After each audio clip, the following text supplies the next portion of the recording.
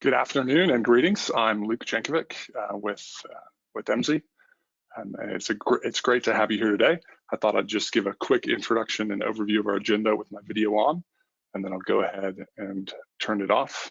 And we're excited about the opportunity to share our perspective at Emsi about what now and what next as it relates to higher ed institutions understanding their changing local labor market and what might be coming, and sort of our perspective on what's next.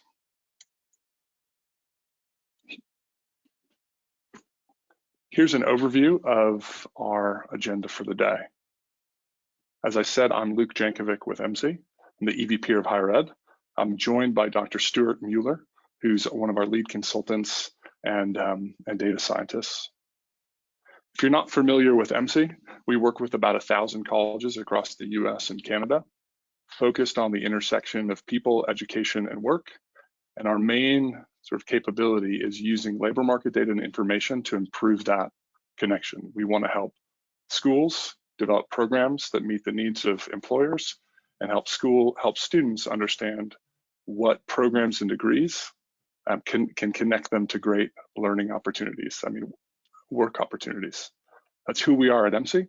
Let me go ahead and shut off my camera now. A little bit about the arc of our conversation today.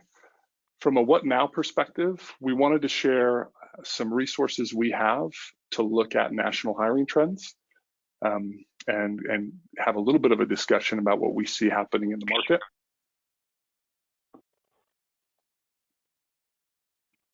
We also have a report that we have for you for your local region upon request that reflects a lot of the same trends.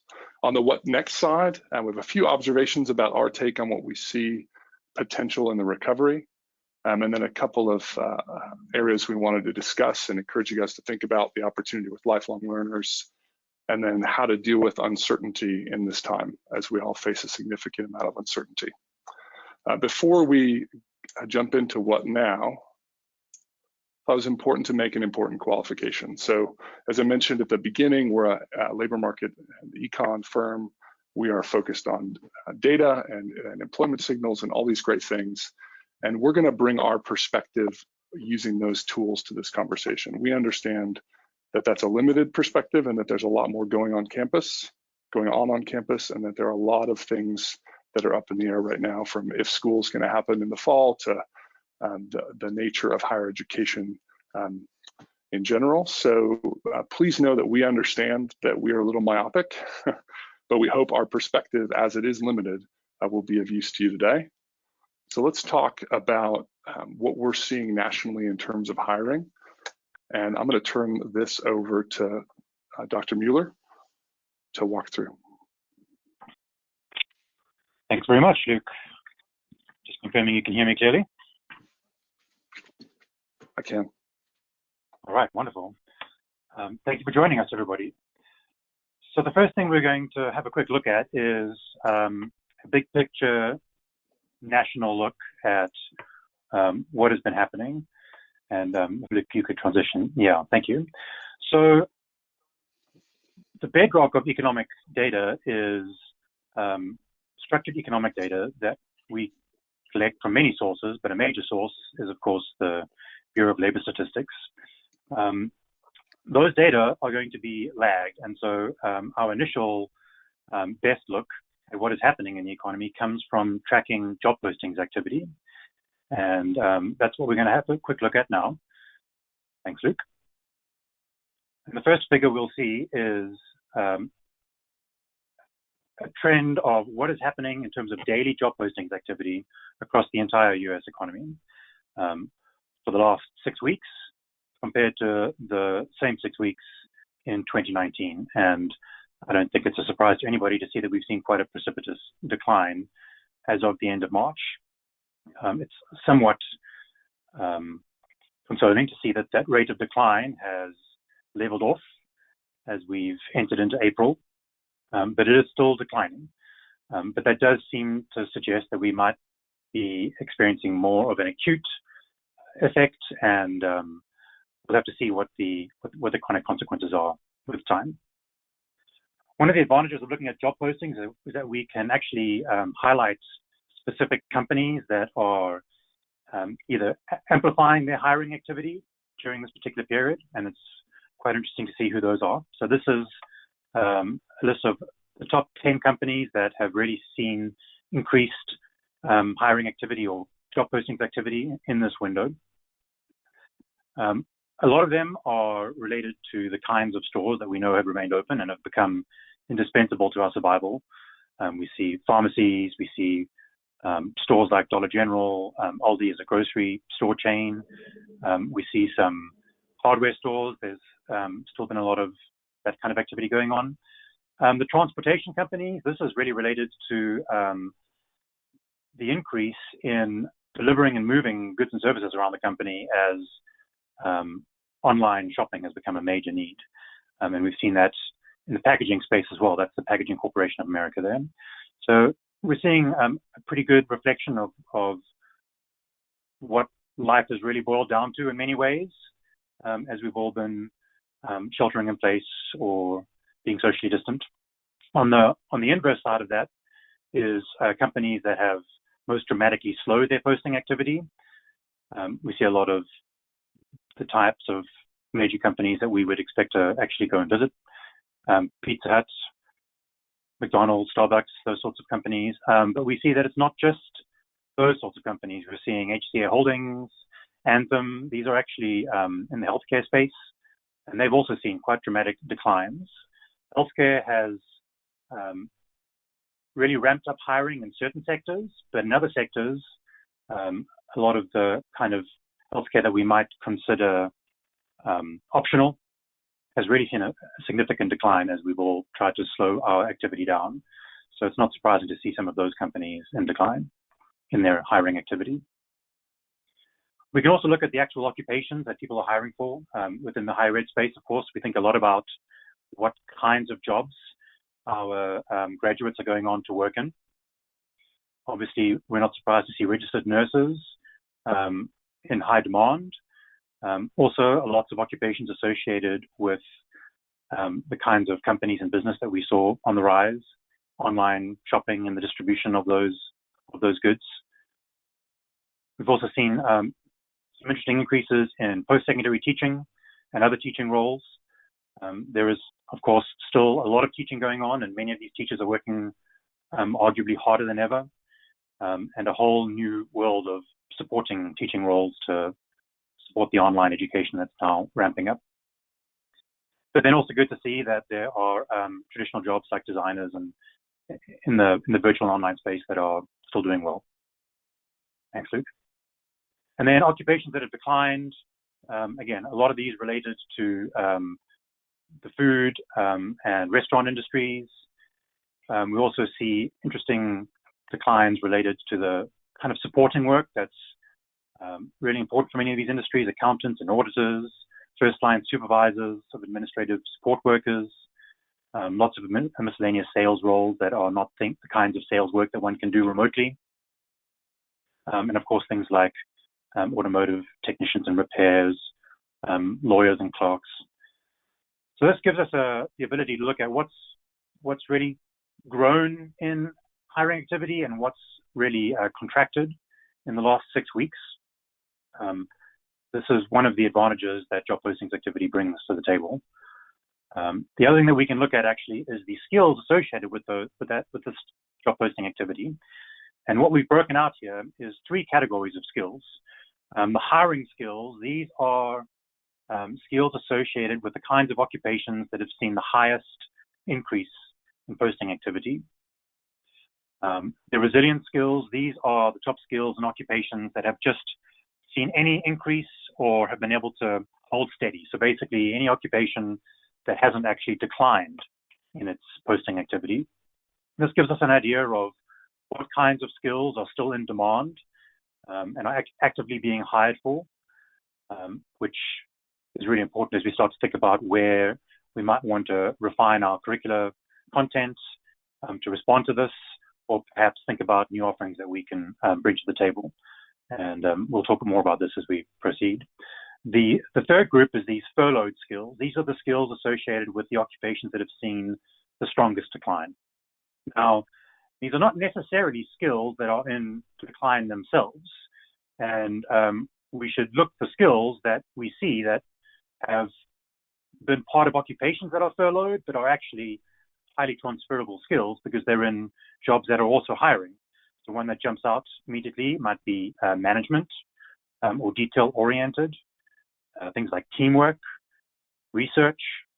These are all skills that are basically seeing a dramatic decline in demand within the particular occupations that they work in, but are still highly sought after in the kinds of occupations that are being actively hired for. These are examples of content in our COVID impact report that we can provide at a regional scale, much more targeted to your particular institution's areas of interest. So I'll let Luke jump into that side of things now. Thanks, Luke. Thank you, Stuart. And our goal in this webinar is not just to kind of talk about trends we see, but to, wherever possible, equip you guys, the folks who are attending, with insights free of charge. So we've developed a regional impact report built on the same data that can look at any region in the US. It's free for anyone. So anyone on this call, webinar, or even beyond, you're welcome to request a copy. You can do that just by contacting us after the webinar or going to this specific page where there's a form fill. If you have a contact at Emsi, you're more than welcome to simply reach out to them and make a request, and we'll get that turned around for you. The thing that's not, that Stuart didn't talk about, that is in the report, is a view into your past students. So because we have data on about 130 million working adults in the US by the institutions they attended and what jobs they're in, we can do some work to highlight for you which of your past students may be specifically impacted by COVID right now in certain kinds of occupations, to give you some insight into some of the groups you might consider serving or who might need additional resources from you in the near term. So Stuart, I'm going to hand it back to you to give some perspective on how we're viewing what's coming next and some of the challenges we face in understanding that. Great, thanks, Luke. So of course, this is the many billion trillion dollar question, is what comes next? And I think anybody who tells you that they know what comes next probably doesn't actually know what comes next. But we do have the ability to think about a few different scenarios, and that's what we want to briefly discuss now, is what are the kinds of recoveries that we might expect. And I think a recovery of some significance is justifiable given how robust the economy was beforehand, just how rapid that recovery is. That's where all of the uncertainty lies. But we wanted to briefly touch on the kinds of recovery that we might expect to help inform your thinking about what you might be facing in the months and perhaps longer to come. Thanks, Luke. So the first kind of trajectory that we're hoping for, and I think we're all hoping for, is what's called the V-shaped trajectory. Next slide, please, Luke. And this is basically the rapid contraction, rapid recovery model. We do have a very robust economy and the fundamentals, and so I think this is the hope. This is certainly the goal, but we will have to wait and see how the secondary effects of this slowdown will play out into the economy, and whether that lowers the rate of recovery on that upswing, which leads us to the next scenario, which we call the U-shaped scenario. And this is where the recovery is still strong, but it takes quite a bit longer. Maybe it will be 2021 before we're back to where we were. But ultimately, full recovery on a reasonable timescale is how this scenario envisages things. The third kind of scenario we call the L scenario. This is much less appealing and much more concerning. We don't really have any estimates of what the likelihood of this is, but it's certainly a possibility that the recession and the contraction that we're in right now plays out over a longer time scale, and that the recovery doesn't get us back to where we were before all this happened in the very near term. I think odds are that in the long term, of course, our economy will recover and grow beyond where it was beforehand.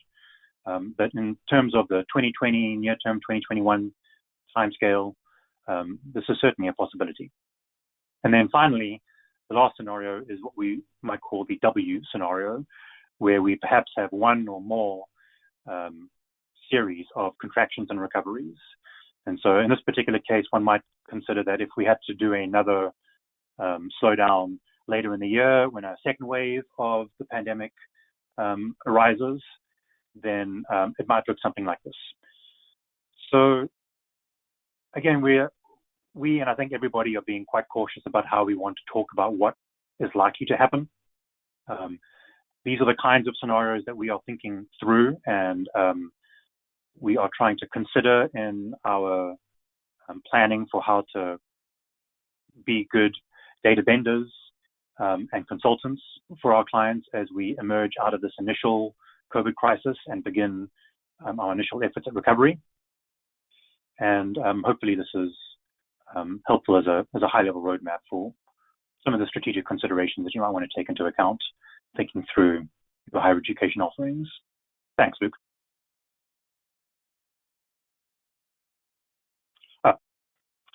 One last point to quickly make.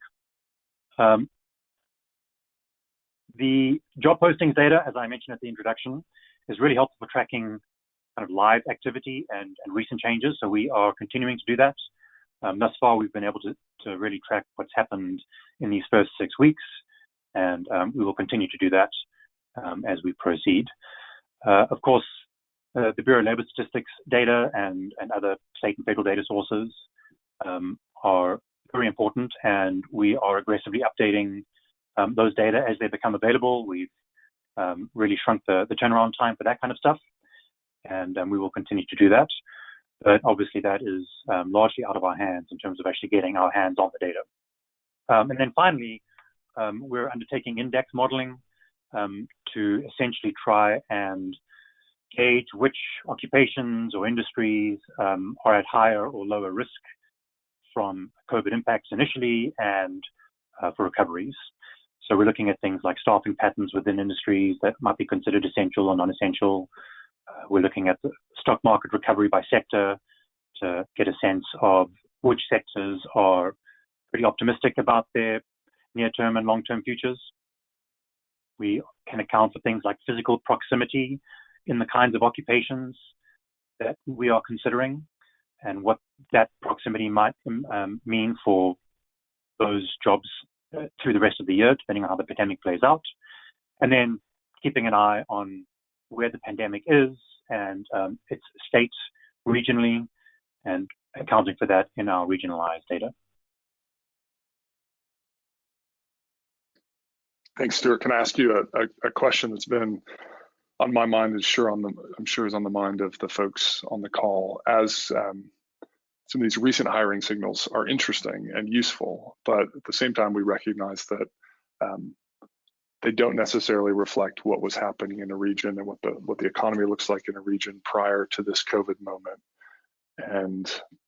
But at the same time, the data that does, the data about industries and employment and some of these other elements, we think might be significantly different moving forward than we've seen in the past data.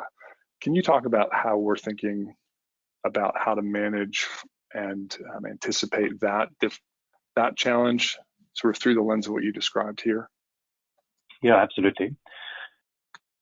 So the projections of occupational growth are one of the bedrocks of a lot of our modeling projections. And of course, this acute perturbation that we're in the midst of is very difficult to account for in those projections because we don't really know what the impact is going to be. And that's where the index modeling in particular becomes important. And this can be informed by all manner of sources, including job postings data and BLS data. But once we have a sense of how particular occupations and industries have been impacted and are recovering, we can use these indices to essentially adjust our projections of economic growth, or at least associate certain degrees of risk or uncertainty with them. And I think that's the most prudent approach in these early stages. As the months accrue and the data becomes more robust and we can make some more statistically defensible extrapolations, some more options will open up to us. But I think for now, the best thing that we can do is, trust that the pre-COVID projections, which were based on very robust understandings of what the economy's conditions were, they're still largely valid in terms of the economic fundamentals of the economy. We, of course, recognize that the rates of change are probably very and dramatically altered by this. But the general projections, assuming we don't see significant restructuring of the economy, are probably still likely to be quite valid. And so we're aiming to really adjust those projections to account for current circumstances, but to really revise and recalculate projections just based on the very short-term data from within a very convulsive time, that's probably not the best approach. So I think for now, we're looking at really trying to quantify how industries and occupations are being affected and what their short-term and near-term prognoses are, and then adjusting those projections accordingly. And those projections are available at all scales. And so being able to take into account your local, regional economic responses based on things like job postings, data, and hiring activity means that we can make those kinds of adjustments at a regional scale and a local scale, as well as in terms of national trends. Does that clarify things for you, Luke? No, it does. Thank you. I think if I were to just paraphrase, is we don't know the depth to which this may be a structural issue. And the more that it is one, the more likely the data we've had about local economies will not be as relevant. But we're working hard to use as recent of data as we can to monitor sort of that balance between what is structural versus what is more of a surface issue, and how that might impact our projections and sort of future look on specific regions. Is that fair? Spot on. Cool. Thank you, sir. I really appreciate your insight into this and the work that you guys are focused on now in updating these data and helping us help our customers think about recovery. I wanted to talk next about some of our observation about what's coming next, what we view is potential as different sort of high-level recovery in the economy, some of the data challenges we're seeing. But within that, we wanted to focus on a couple areas of opportunity. The first is the lifelong opportunity, so lifelong learner opportunity. So I wanted to highlight something that came from our parent organization, Strata, and it suggests that the research they've done recently suggests that the economically impacted from this crisis will turn to education for opportunity, which fits, I think, with a lot of our preconceptions. If you've been working in the space during the Great Recession, that with the downturn in the economy, there was a significant uptick in enrollment, and we're seeing some validation in this research that could be true. So let me give you a kind of a high-level overview of what they're finding. So these are for working Americans. It's a Gallup-run survey that happens, I think, weekly at this point, about the impact of the shelter-in-place orders on populations across the U.S. Just to get a feel for how people are feeling, how they've been impacted, how they're feeling about the impact, and what they see as opportunity moving forward. And sadly, 62% of Americans are worried that they'll lose their job. But people of color are more worried.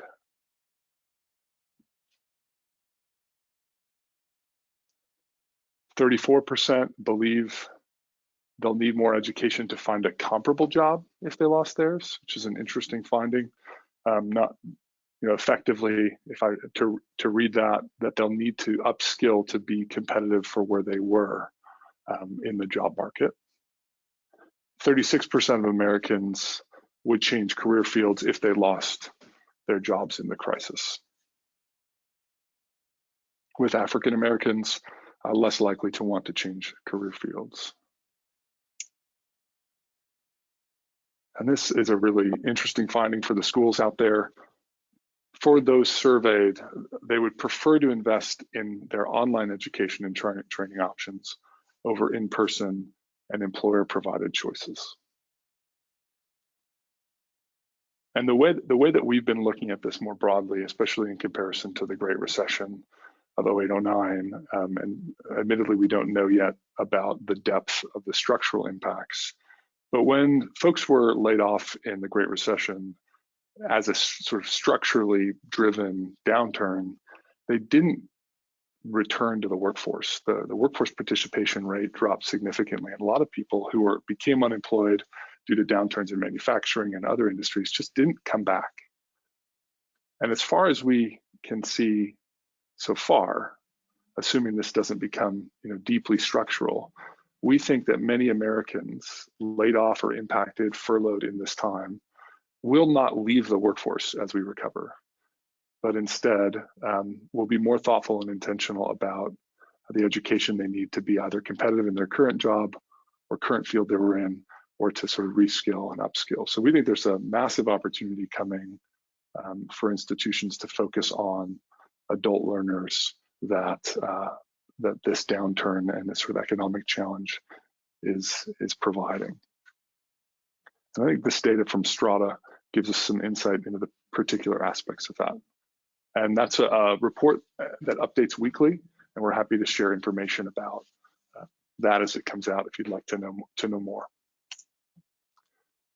The other element that we see as potentially a silver lining of COVID-19 is that if you've been paying attention to demographic issues, which I'm sure most of you have, and in particular if you've seen Nathan Grau's work about the demographics of demand for higher ed, you know that there are just going to be a lot fewer traditional age students over the coming years.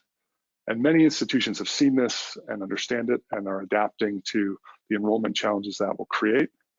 But if you don't have an adult strategy, a lifelong learner strategy, this is a great moment to flesh one out, because I think it's safe to say the reality is in the next 3 to 5 years that the number of traditional age students for you to enroll is likely to be in decline. There's some places in the US and some institution types where that won't be the case. But in general, this is a great moment to sort of build the capability to serve adults, because it's going to be a capability you need moving forward, because there's just going to be fewer traditional age students. So it's a potential silver lining. So there's a couple observations about serving adult learners or lifelong learners.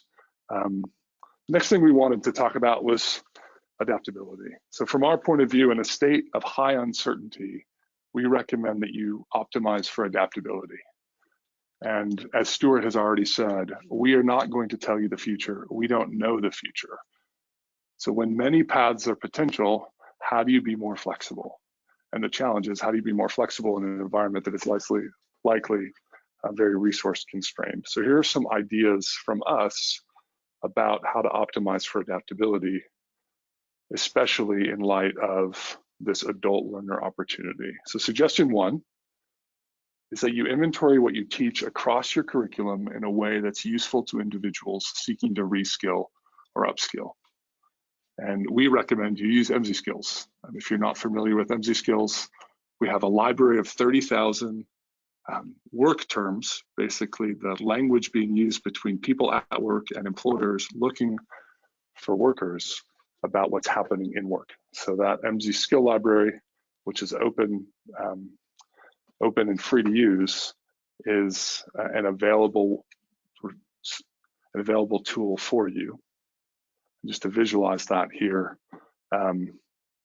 people talk about what they're doing at work in one way, and businesses talk about what they need, and those languages are very similar. And we've sourced our library of skill terms, our labor market skills, from that conversation. And what we're encouraging or recommending institutions to do is to translate the content, the curriculum that you have into that same language, so that you can better serve those adult learners. And I'll talk to more about how to do that in a minute. Suggestion 2 is use that curriculum skill inventory to more cost-effectively bundle existing content into targeted offerings for adult learners. So in a time of limited resources, we think this could be a great way to inventory what you have in your courses and in your programs so that you can reuse content that you already have, either to make new, smaller learning modules, micro-credentials, continuing ed programs, or to just simply offer courses to people. But in order, and frankly, even to create a new degree program, but the goal is to use content you already have. And we think that this process of inventorying by skill can help you get there. And the third suggestion is to make your programs and learning content skill searchable, both for staff as they're trying to understand how the institution is already providing learning in a specific market area, that the market might be looking for. Let's say you have you're thinking about offering a Python program or a new micro-credential in Python, making a database of structured curriculum content such that other folks on campus could find where you're teaching Python content would be very helpful for new program development. We also think that it'd be great to make that skill searchability available to students. More than ever, we see that especially adult learners are not searching for degree programs, they're searching for skills. So surfacing what you're already teaching in terms of skills, we think will be of great benefit to you in terms of connecting with more potential students. So how can you do that, and what are some examples? Well, here's an example of what I mean. This is an undergrad business course that we've structured with Emsi skills, meaning we've taken the learning content, the description, in this case it was a syllabi, and read from it the labor market terms that are already being used in the course, and then associated those skills, those Emsi skills, back to it, so that we can see from a labor market perspective what's already being taught. So how do we do that? Well, let me show you Skillaby. Before I show you, and before you worry that this is a major sales pitch, know that for the folks in this webinar, especially the first 50 who are keen on it, we're going to give access to Skillaby to any institution to use to begin to practice some of these things. We didn't want to make suggestions without providing resources, especially in this time. So that is our offer and announcement here, and we'll have some more detail about it. Let me show you how it works, and then how it can be useful, knowing the whole time from your end that if you're interested, you'll be able to use it to do this on your campus. So I've switched into Skillaby. This is it's a web-based tool where you can add curriculum units. In this case, it's courses, and then use them for each unit, group them into groups. This is just an example database. You see there's a group of courses that make up a degree. But where does that skill element come in? Well, I'm going to go ahead and open up the Accounting 1 course. And you see some descriptive information, but you also start to see skills. So these are Emsi skills, labor market skills that are taught in this course. So how did we do that? How do we find them? So go into edit and show you. So this group of 19 skills were parsed. If I go into show the last document, you can see the document text. In this case, I believe it was a syllabi. You can see course outcomes lined out here. This is the actual text that was uploaded, and you can see skills that we found. I'm just going to sort these alphabetically and call out accounting in particular. So what our technology is doing is reading the text that's here and not just looking for keywords like accounting, but also other words that are related to accounting that match the sense of accounting that we know occur together, that give us more confidence that this specific skill is what is being talked about here. So in this case, accounting is the skill, and you can see the other contexts that help us have a high confidence that accounting was being taught. Financial, accrual accounting, accounting ethics.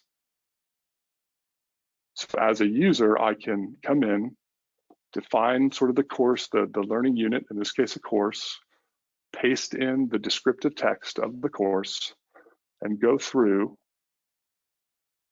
and then edit what the technology finds. And then when I'm done, I get a list of parsed skills, but I can also add additional skills. In particular, I want to show you related skills. So what we do is we look at the skills that have been parsed, and based on those skills and our knowledge of how skills relate in the market, we can suggest other skills that should be considered that may not have been mentioned but could be being taught. And then if I wanted to add some, I could easily do that. And then we have it in a group as well. It's in this degree.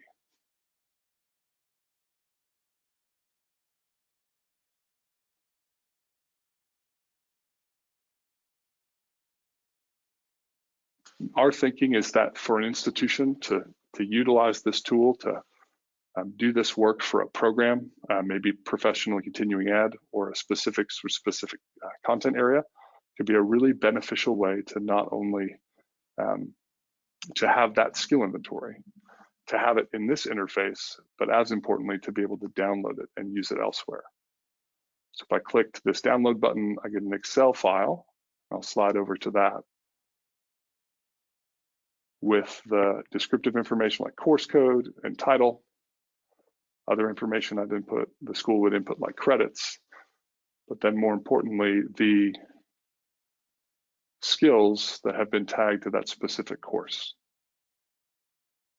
And what you end up with as an institution for areas you do this for is a skill-based inventory of the programs and degrees that you offer. And the skills are in the language of the labor market.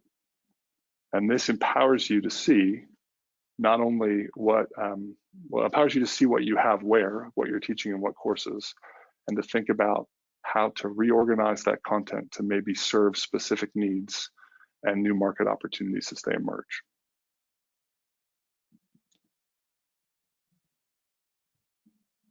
So that's Skillaby.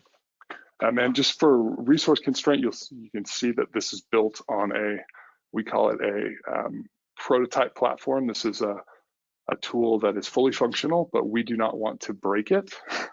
So we're offering access to the first 50 institutions who are interested, and a number of users at each institution. If inventorying your courses by skills and your degrees seems like something that would assist you in being adaptable for whatever future state we see emerge. And that's our goal here. We want to not just talk about how you should think about being adaptive, but provide resources for you to be equipped to do so.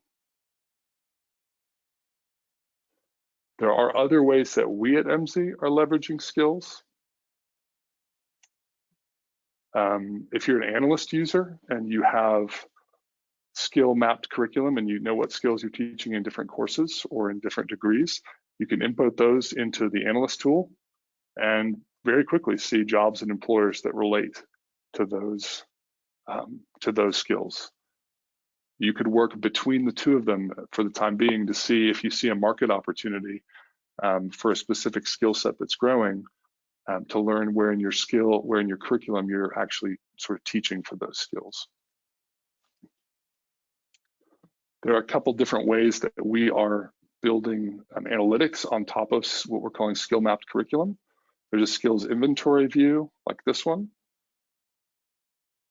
where we're displaying for a course, in this case it's ethical hacking, the types of skills, the actual skills taught. And the goal here is to simply help the institution visualize the inventory of what's being taught in the terms of the labor market in helpful ways. Another view that we've built for schools that is not in Skillaby, but is something we're working on, is understanding the difference between what's being taught in the curriculum and what's being sought in the market, and where that overlaps and where it doesn't. So here's a visualization for a specific program. You can see match skills, which are skills that are both taught in the program and sought and in demand in the market. And importantly, sought skills, which are not taught, meaning they're in-demand skills that are related to this field, but they're not being taught in the program.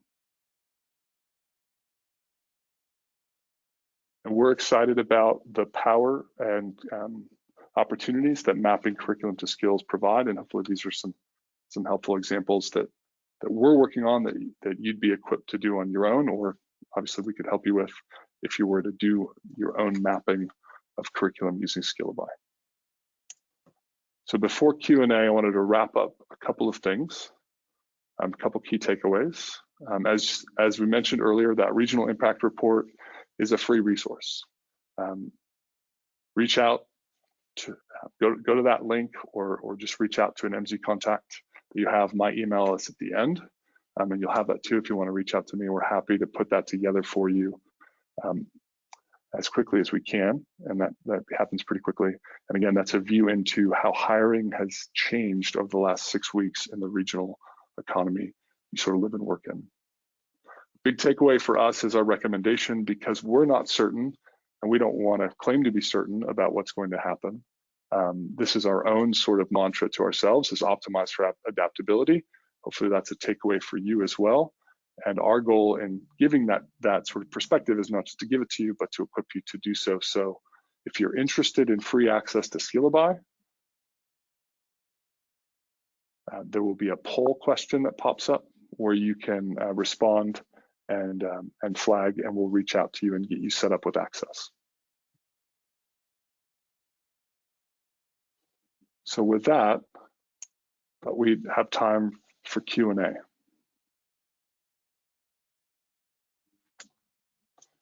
So I'll go ahead and jump in to see some of the questions here.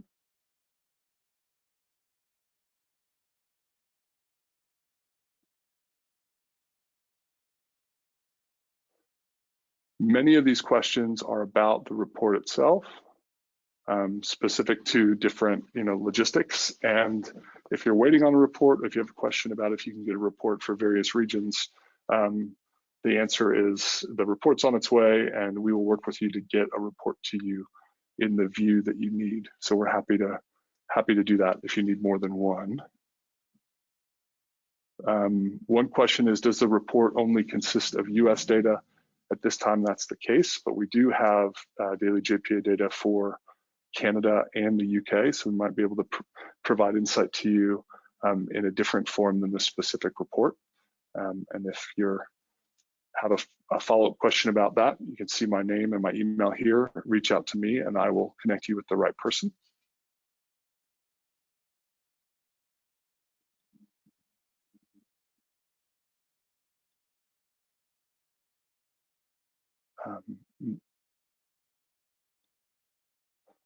The slide deck will be available.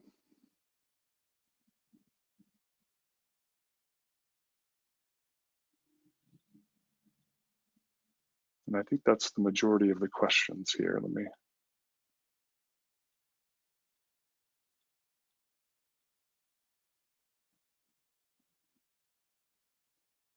One question is, would you say that a federal program to add more funding to people to get a higher education degree, including a master or certificate, not only an undergrad degree, can help? Thoughts? Stuart, can I ask you to pipe in on that question? Oh.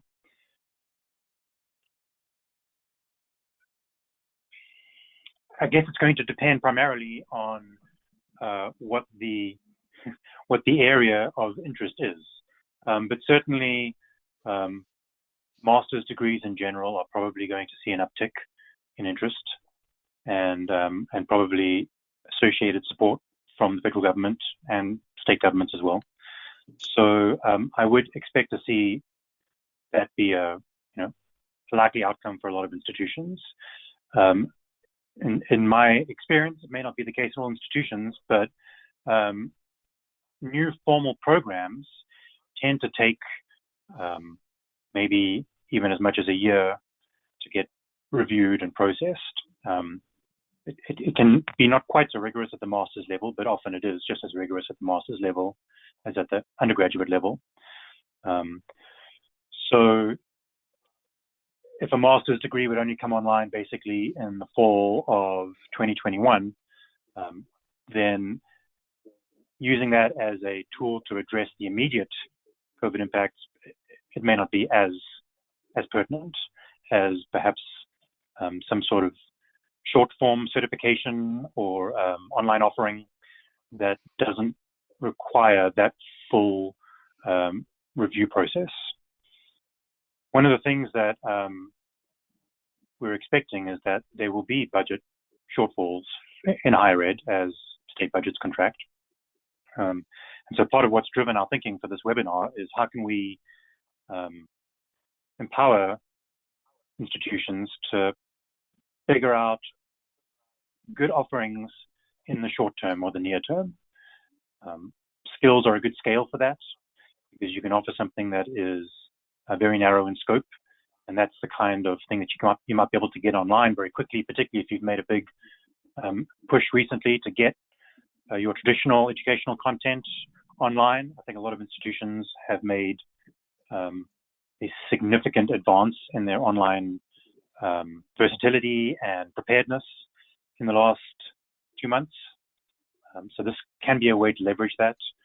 But in general, yes, I would expect, much like we saw in the wake of the recession, that we will see an uptick in interest and in demand for master's programs that may be somewhat less so than in the Great Recession, depending on how rapidly the economy recovers.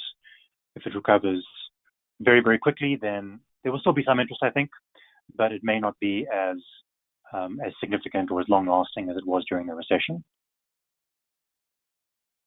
I think that answered the question. I'm unable to actually see the question right now, but hopefully that hit the mark.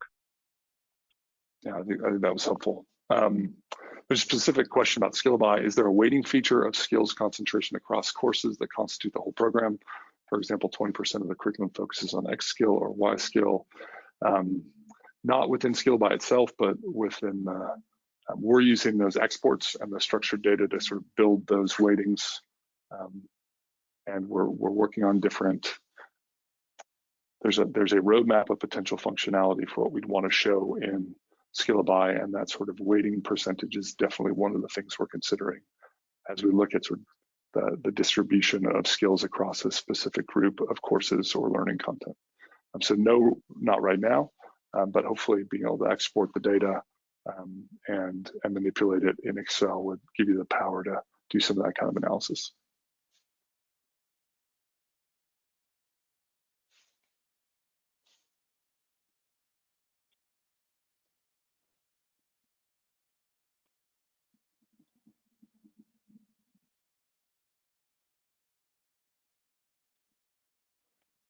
And another question, can you ascertain what level of skill attainment a student gets? For example, being exposed to a concept is not the same as mastering that skill.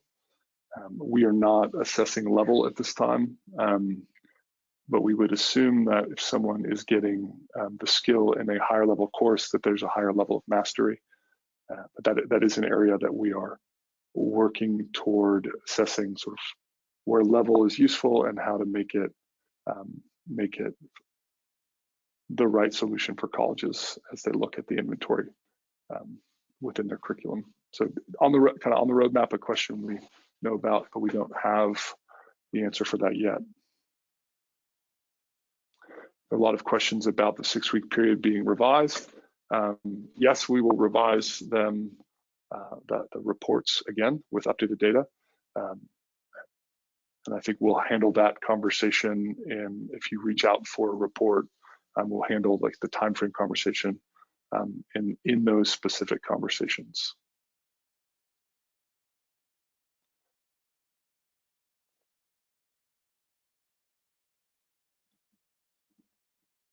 at this point, I think we'll go ahead and wrap up the Q&A. There were quite a few questions about providing follow-up information and specific things that we'll go ahead and reach out directly with answers on.